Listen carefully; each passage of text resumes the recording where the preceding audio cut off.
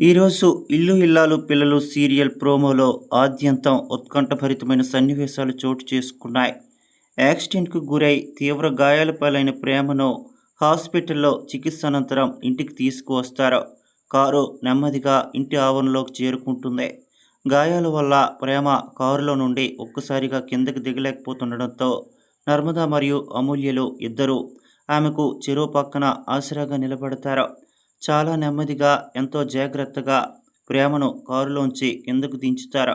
అలా కారు దిగుతున్న ప్రేమను చూసిన వెంటనే ఇంట్లో ఉన్న ప్రేమ వాళ్ళ కుటుంబ సభ్యులందరూ ఒక్కసారిగా తీవ్ర ఆందోళనకు గురవుతారు. కంగారుగా పరుగు పరుగున ఆమె దగ్గరికి చేరుకుంటారు. ప్రేమను అలా గాయాలతో నీరసంగా చూసేసరికి వాళ్ళు తల్లడిల్లిపోతారు. ఎంతో ప్రేమగా ఆమె ముఖాన్ని పట్టుకొని నెమ్మదిగా చెక్కిలి నిమురుతూ, అమ్మ ప్రేమ, నీకేం కాలేదు కదా తల్లి, ఇప్పుడు ఎలా ఉంది అంటూ ఎంతో ఆవేదనగా ఆరా తీస్తారో. సరిగ్గా అదే సమయంలో అక్కడే ఉన్న రామరాజు, ధీరజ్లు ఈ ఎమోషనల్ వాతావరణాన్ని గమనిస్తూ ఉంటారు. వాళ్ళ ముఖాల్లో ఏమాత్రం జాలి కానీ బాధ కానీ కనిపించదు. పైగా ఆహా, కూతురంటే నీకెంత ప్రేమరా అన్నట్లుగా చాలా వెటకారంగా వ్యంగ్యంగా వాళ్ళ వైపు చూస్తూ ఉంటారు.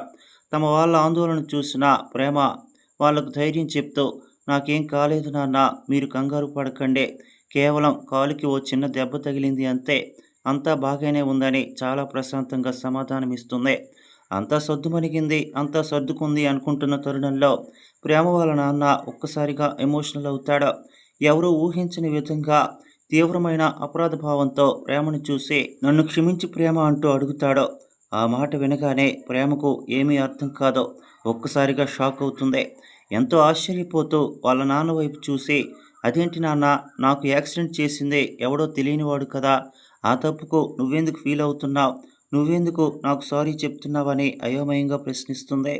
ప్రేమ వాళ్ళ నాన్న అలా అకస్మాత్తుగా క్షమాపణలు అడిగేసరికి అక్కడ ఉన్న రామరాజు ఫ్యామిలీ మెంబర్స్ అందరూ కూడా ఒక్కసారిగా అవాక్కవుతారు.